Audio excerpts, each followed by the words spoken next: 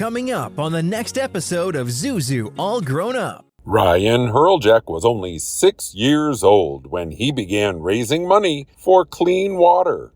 And decades later, his efforts have brought safe drinking water to communities around the world. It's a story of action, friendship, and the ripple effects of one determined kid. That's next on Zuzu All Grown Up. Look, Daddy, teacher says every time a bell rings, an angel gets his wings. You're now listening to Zuzu All Grown Up. She's been featured in more than 20 films from the early days of film and television. He is a psychotherapist and her loving husband. Together, they are on a mission to brighten your day and your life. It's a time to smile, a time to laugh, a time to expect more. It's time to get inspired with your hosts, Karolyn Grimes and Dr. Chris Brunel. It's time to meet Zuzu, all grown up. Do you believe that life is wonderful in principle, but for some reason just isn't so consistently in practice? Every life will have its ups and downs. But have you ever thought that if there were only more people around you encouraging, uplifting, and even inspiring you, then life would be more fulfilling? If only people like George and Mary Bailey were in your inner circle, then life could truly be wonderful all the time? If so, we've got good news for you, because you can find such people on this podcast and at zuzunetwork.com. This podcast is the vision of Karolyn Grimes, Zuzu, and Dr. Chris Brunel, illustrating how the timeless message of It's a Wonderful Life can be and is applied to our modern lives and situations. Indeed, when you take that message to heart, your life will become immeasurably more wonderful.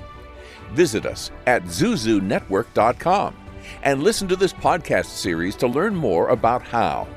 Now sit back, relax, and get ready to enjoy another episode of Zuzu All Grown Up.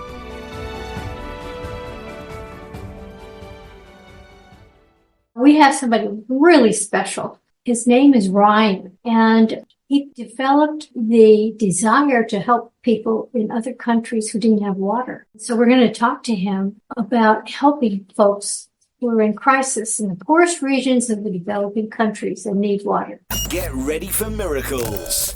Get ready for Zuzu. All Grown Up. Today's guest is living proof that one small act can change countless lives. Ryan Hreljac was just 6 when he started doing extra chores to raise $70 to build a well. That effort eventually grew into Ryan's Well Foundation, which has now completed more than 1,700 water projects around the world. Ryan, welcome.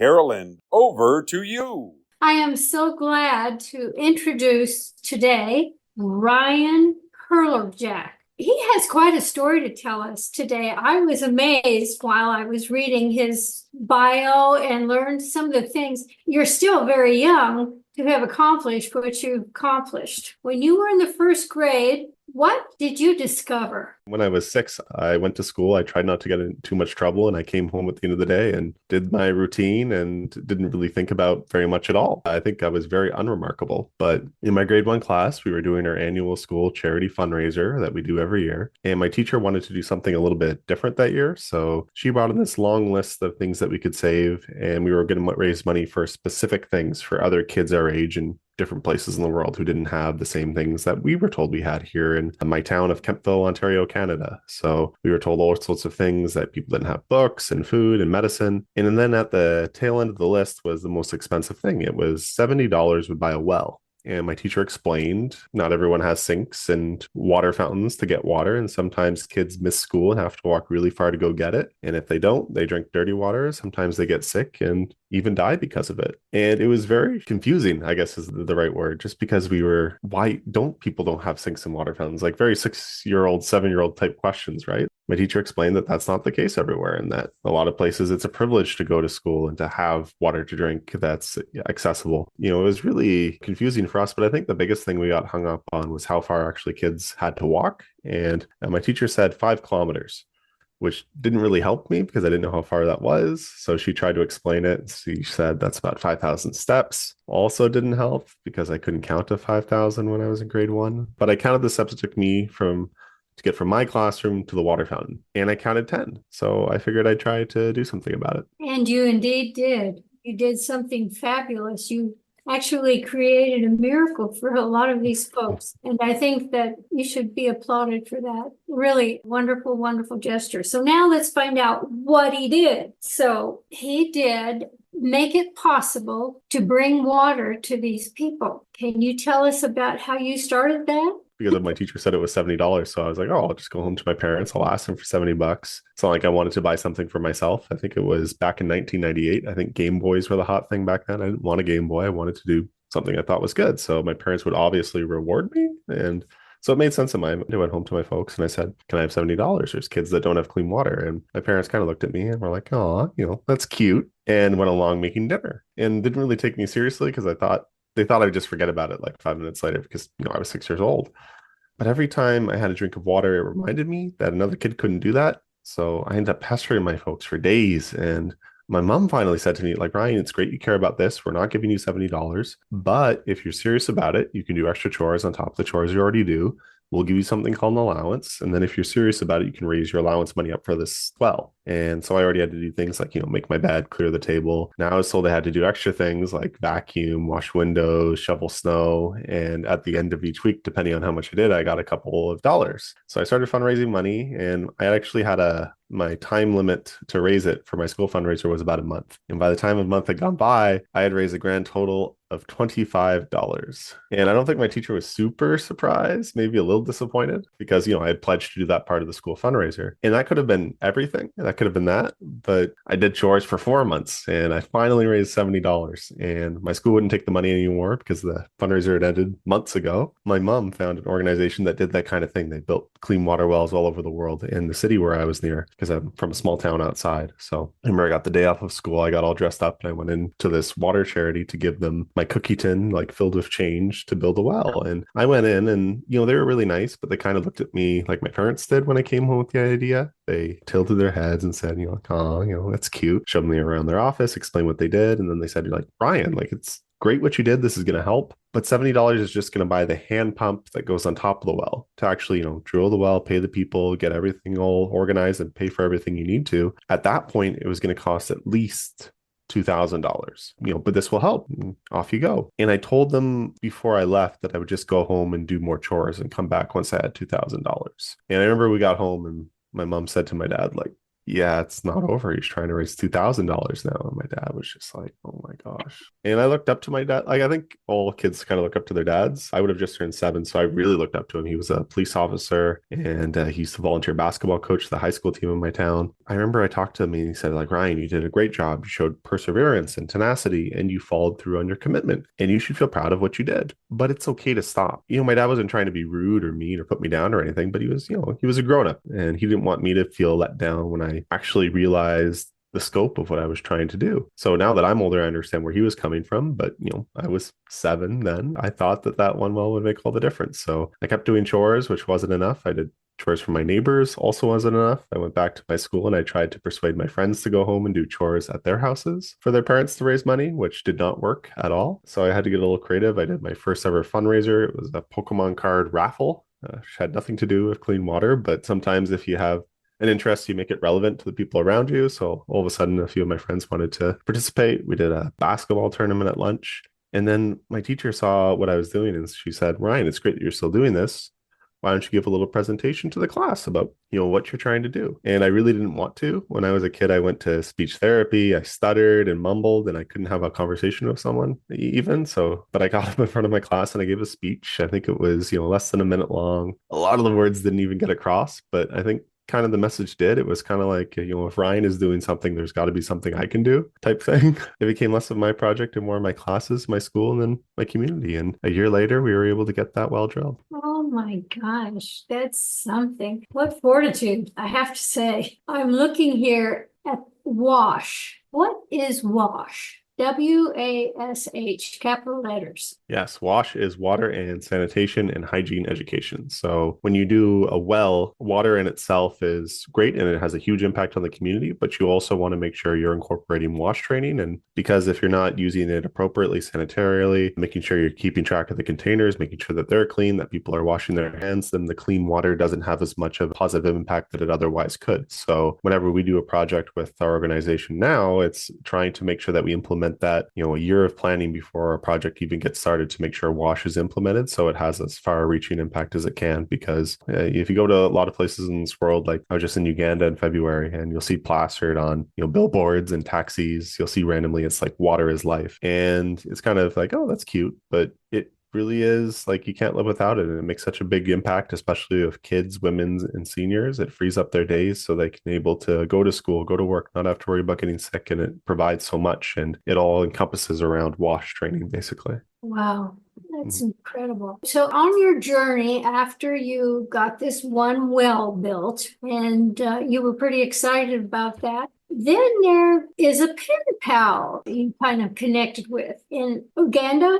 In Uganda, yeah. Yeah. So the well would have got drilled, and then I was really excited, and the school was really interested in the story because they heard that a kid had fundraised the money for it, and they had been asking for a water source for years, and they thought maybe the government or an aid organization would be able to help. But when they heard that it was a kid who fundraised the money, they were really curious, because in that culture in Uganda, even more than where I am here in Canada, like when you're a student, like you sit down and you listen to your teacher, and then you wait till you're an adult to become like a member of the community. But they took that as a message for their students. They didn't have to wait. So they were really excited about how this all came to be. So they called it Ryan's Well in honor of the kid that had fundraised money for it. And they wanted me to come and officially open the well, which wasn't possible because I was very, very far away. But a year later, my grade 2 teacher wanted to expand on the project, and we all were able to get pen pals. My pen pal ended up to be this kid named Jimmy. So we wrote letters back and forth. And then a couple of years later, I would have been 9, just turning 10. And my neighbors donated air mile points because they used to travel a lot for work. So my folks and I were actually able to go and see that first well, and it was this big, huge celebration there. Over 5,000 people came from the local community, and it was pretty cool. But the most cool thing about it is I was able to meet my pen pal, Jimmy. We'll join Karolyn and Chris in just a moment with more of Zuzu All Grown Up. First, an important message. Start your morning right with premium coffee roasts available at zuzunetwork.com, and drink them in your Zuzu All Grown Up coffee mug. Also perfect for tea and hot chocolate.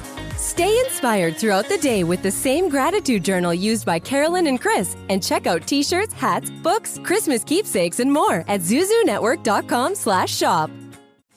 Join Zuzu's network today at zuzunetwork.com/join. Karolyn is creating an international network of aspiring angels, everyday people who believe that they can help make the world a better place by making life better for even just one other person. Let us know you want to earn your wings at zuzunetwork.com/join, and Karolyn and Chris will send you inspirational material to support you in your journey.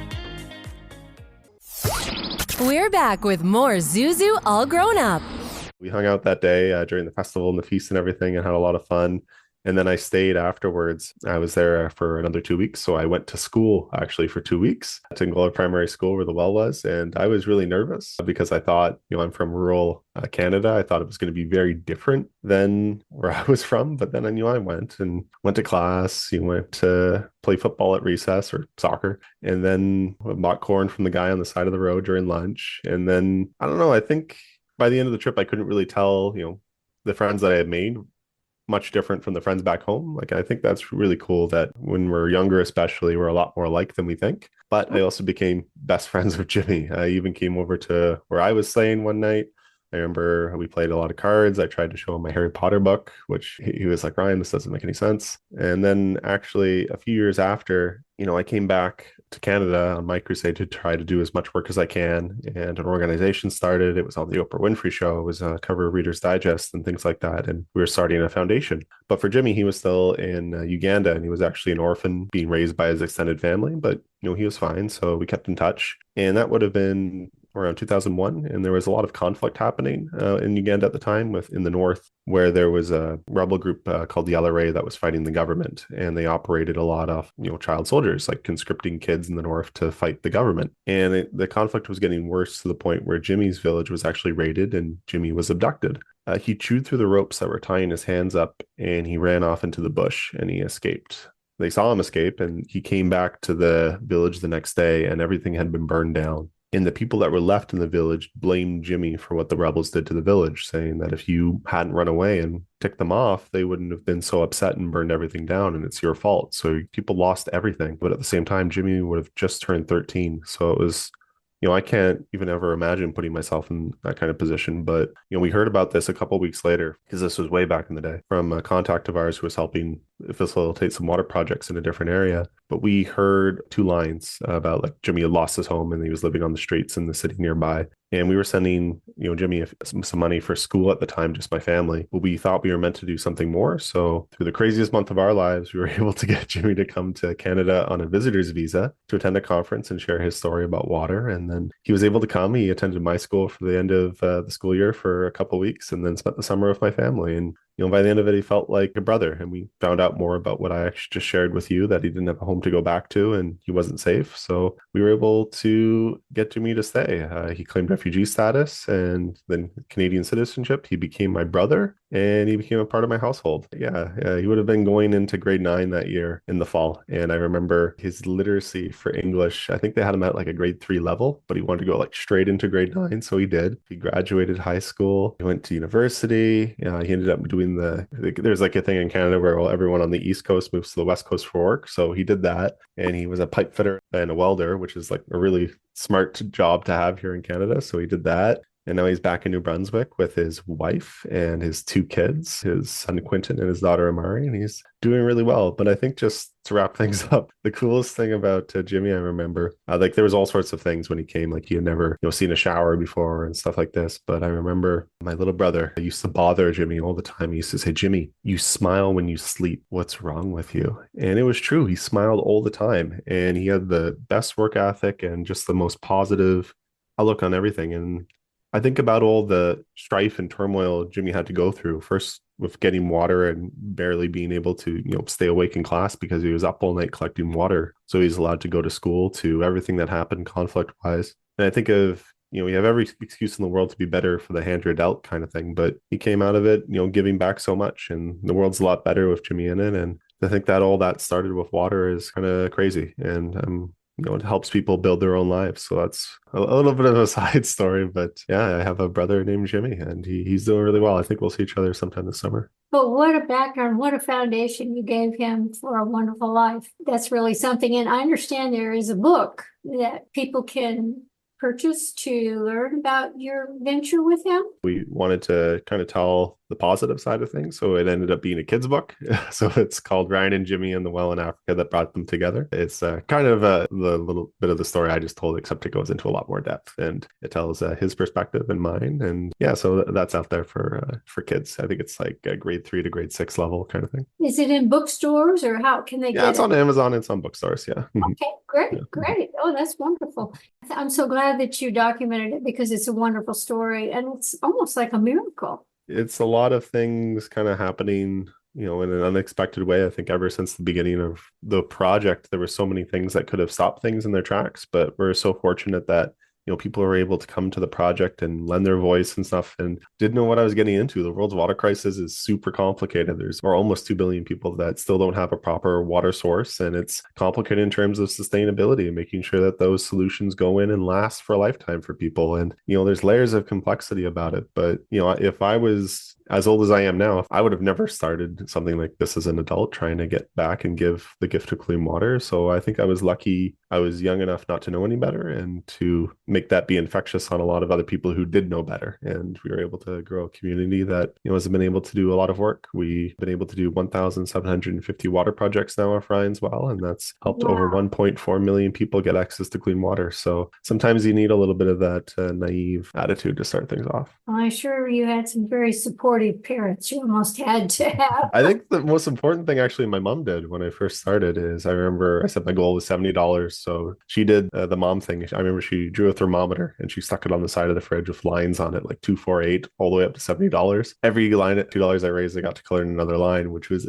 probably the most important thing because it's so easy to lose track of our goals sometimes. What was it like speaking to service organizations at such a young age? I'm just curious how receptive they were to your mission. It was an experience. I remember I mentioned that I wasn't very good at talking with people, and that's, for older people that went double. Like I used to sweat and panic, and, I tried to expand my comfort zone, and I cared about what I was talking about. So even when I started you do the public speaking thing in class. I remember when we got to grade 3, I think the highest grade I ever got, I think it's 2+ is the equivalent. I'm not sure about how grading works these days, but I wasn't very good. But if you're talking about something that you care about, sometimes it cuts through, not being able to speak. So eventually people could understand what I was trying to say. But when some people, especially kids, heard me talk and, I was talking about like how I was excited to go home at the end of the day and play Super Smash Bros. With my brothers and do nothing sometimes, I think a lot of kids saw that and it became infectious of if someone else who's not an extraordinary, super smart person who wants to make a difference in the world can, like, why can't I? And that's kind of been the story of Ryan's Well. We've had so many people be a part of the project who have been very ordinary, but,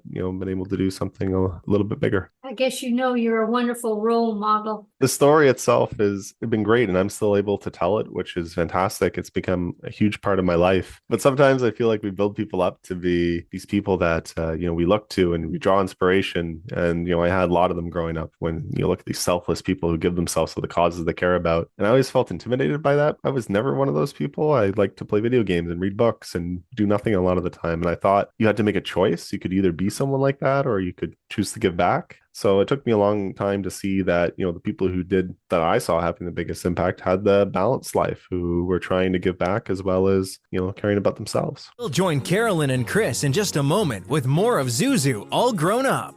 First, an important message. To find out more about the organization featured in today's episode or a previous episode and to learn more about how you can help, go to zuzunetwork.com/beanangel. Nobody had to tell your grandparents not to drive while using their typewriters. Why should it be any different for us kids and our cell phones? Distracted driving was the cause of more than 3,000 deaths in 2022. Come on, we're smarter than this. Let's put down the phones and focus on the roads. Drive safe, everybody. Don't drive distracted. A message brought to you by the National Highway Traffic Safety Administration, Project Yellow Light, and the Ad Council. Have you heard? Affordable healthcare is better than ever. And right now there are more carriers and plans to choose from. If you're between 18 and 64 years old with a household income of $25,000 or less, this message is for you. Right now, the government's Affordable Care Act is available for individual and family health coverage plans with little to no cost to you. Don't gamble your health. Call Health Care for All. 70% of callers qualify for a zero-cost healthcare coverage. See if you are one of them. Call now. Our agents are standing by to help you get the health insurance plan you and your family needs and deserves. If you're uninsured or struggling to afford your current health insurance, help is just a phone call away.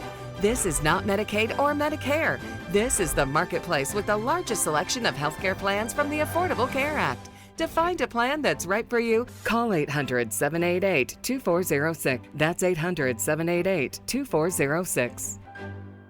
A careless driver can change your life in an instant. Do you know what to do or who to call? If you've been injured in a motor vehicle accident and don't have an attorney, call Auto Accident Help Desk for a free consultation. We can answer all of your questions and estimate the potential value of your case. Call Auto Accident Help Desk and connect with an expert personal injury attorney. Call 800-348-7312. 800-348-7312. Don't worry how to handle your medical bills, lost wages, and pain. We will get you the money you deserve. They got me way more than the insurance company offered. The consultation is free, and you don't pay any legal fees unless we win or settle your case. Make the smart call if you've been injured in an auto accident. Call Auto Accident Help Desk for a free legal consultation. Call 800-348-7312. 800-348-7312. 800-348-7312. Auto Accident Help Desk. Zuzu's book club features recommendations from Zuzu herself on books she loves and thinks you will love also. All of the books that the club reads, fiction and nonfiction, are inspirational and uplifting. Folks, this is a life-enhancing club to be part of. You can sign up for free at zuzunetwork.com/book club. That's zuzunetwork.com/book club. Today's book club pick, Ryan and Jimmy and the Well in Africa That Brought Them Together by Herb Chauveller.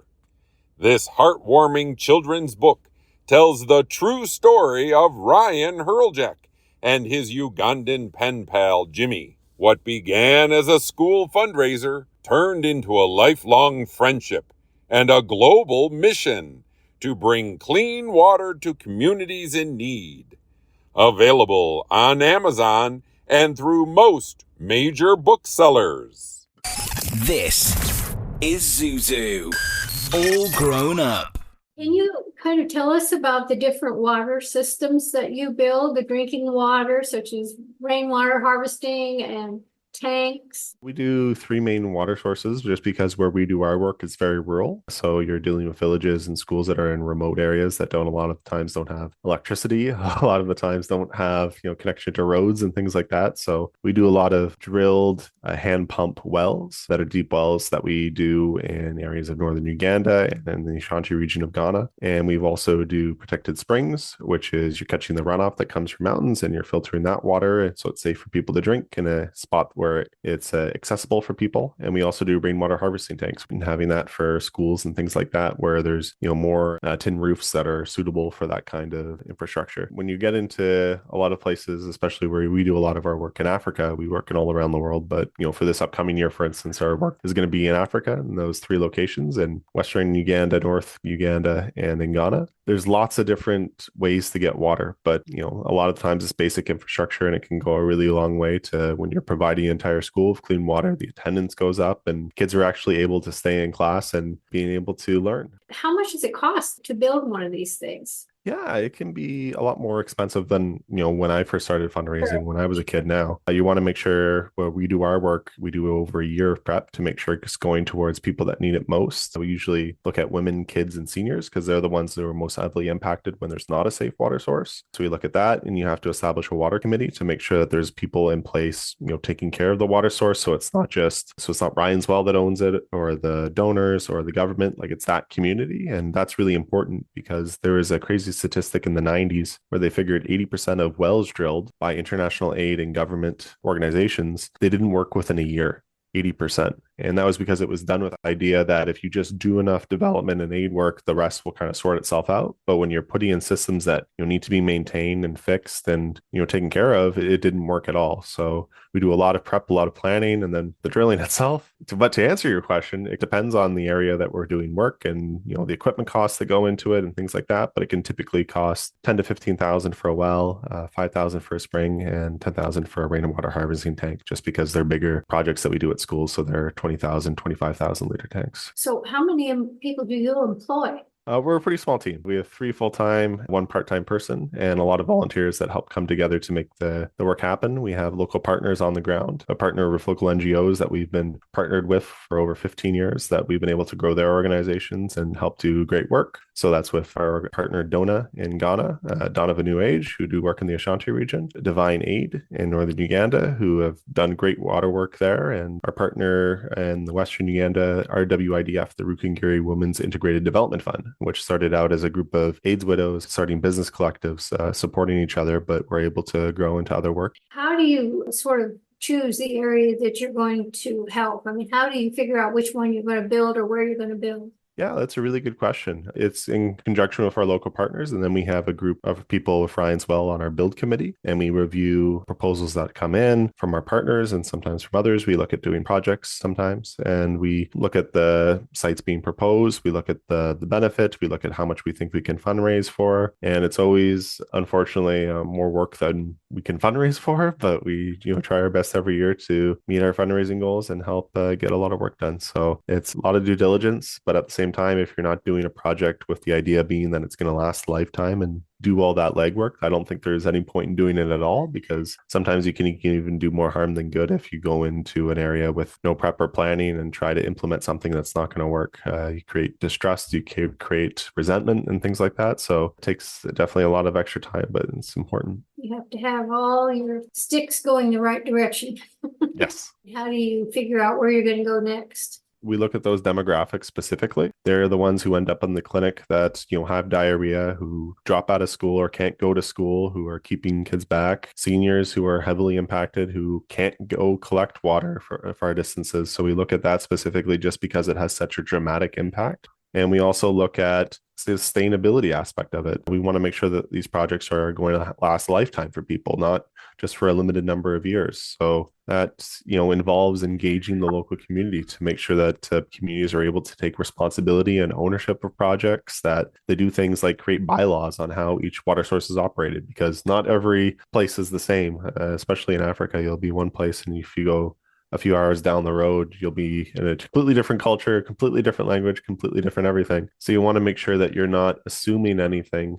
They're saying, oh, like this is what works best, so do this. You want to make sure you're listening to the local community and doing what works with them. So make sure that the project can be sustainable. I imagine that's pretty touchy sometimes, a lot of politics involved. Sometimes I think the biggest thing is we want to make sure that, the land being donated is someone who is, able to share with the greater community as a whole. Because if you have one well providing clean water for 20 households, you want to make sure that everyone is bought in and understands the protocol of everything. And when we do a water site one area, there's always, a town nearby or a village or a school that, it has been asking and needs a water source as well. So it's really hard from that angle as well. Better things in recent years is in terms of local municipal politics. There are people who have their feet held to the fire by their constituents a lot more than I'd say people at a federal level, and especially the areas where we do our work. So, they've been amazing partners in terms of helping us, get information, target communities that need help and aid and support, and help us with keeping track of everything as well. So, there's lots of different stakeholders and partners that we were able to partner with to make these happen.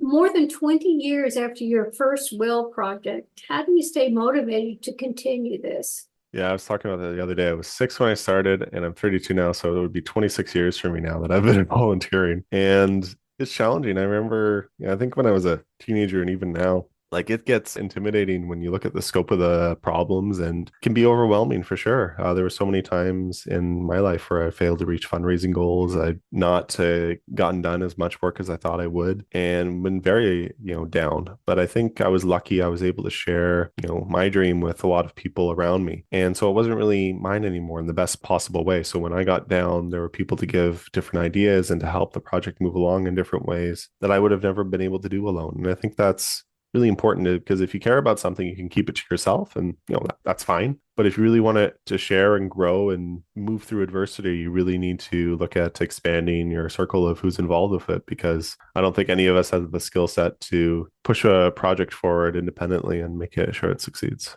In your biography, you have a statement: in order to make positive change in the world, you need to find something you're passionate about, and then you need to take steps to act. Yeah, I think the biggest thing is it's really intimidating to get involved in things that we care about. And I think I was lucky I was able to at a young age and end up doing a lot of good. So I'd always recommend other people to do the same, whether it's, for me, it was with water, but it could be with so many things. Like there's no shortage of issues to do something about in this world. So whether it's political, environmental, something at your school, something small, something in your community, take action, find out more, ask questions, and get involved, because it could change your life, or better yet, it could change someone else's life. Well, your passion certainly has changed a lot of lives for the positive, and will continue to do so, I think. We appreciate what you do to give back to this world. And it's pretty rough right now. So people like you are really making a difference. And that's something we should all be thankful for. I think, we go back 20 years, there's always something going on in the world that's, tough and challenging, and you can definitely look at it through a negative lens. But I'd always challenge people. There's so many amazing initiatives out there trying to do good in the world and spread positivity, care, and, leave things better as to when we found them. And I'd, challenge people to be part of solutions. I certainly think that you will get your wings. A lot to be thankful for, and I think it is a wonderful life for sure. It is. It's what you make it. You travel the world providing educational sessions. How can anyone listening today contact you to support your efforts? Maybe donate or help you to continue what you started? Yeah, absolutely. We have our website. It's ryanswell.ca, and we just listed our active projects. My email is just ryan@ryanswell.ca. It's on the website as well. I always encourage people to get involved with any issue that they care about, but also with water. There's so many different ways that we can get involved, even if it's simple as knowing your own watershed when you turn on the tap, where it comes from, and taking the care of the water in our own backyards, I think is so important, because it's something that, we don't care about until it all of a sudden matters. And sometimes it's too late in that regard. So I challenge everyone to get involved in small ways, but feel free to reach out if anyone has any questions or wants to get involved with Ryan as well, or anything else about water. Well, thank you so much. I appreciate you joining me today, Ryan. And I wish you the best of luck with your future and your family. And I've learned an awful lot from you. And I'm going to spread the word about your need for having people help you with creating wells. But thank you so much. It's easy to feel small in the face of big global problems. But Ryan's story reminds us action doesn't have to begin with a grand plan. Sometimes it starts with a jar of allowance. One kid who chooses not to look away, and sometimes that small act grows wings. The world doesn't need perfect people. It needs compassionate ones who are willing to act. Thank you to our guest, Ryan Hreljac, for reminding us of that. I am Seth Kennedy, and you've been listening to Zuzu, all grown up. Do you know someone who is earning their wings? Someone practicing kindness and service to others? Perhaps an organization or initiative helping make the world we live in a kinder, sweeter place. Or maybe you've witnessed the miraculous, the divine, the magnificent in some way in your life, and you'd like to share it with others. Go to zuzunetwork.com/tellmystory and let us know more. You may end up being featured on an upcoming episode of Zuzu All Grown Up. That's zuzunetwork.com/tellmystory. Thank you for listening to another episode of Zuzu All Grown Up. We hope you've been inspired to live your most wonderful life now and to help those around you do the same. Remember, no matter what you're going through, no matter who you are, there are people who care about you, and your life makes a difference. It is a wonderful life. Check out zuzunetwork.com for more on today's and other episodes, including transcripts and merchandise you won't want to be without. New episodes are coming soon. For transcripts of today's broadcast, go to zuzunetwork.com/transcripts. Watch a video clip of today's episode at www.instagram.com/Zuzu, all grown up.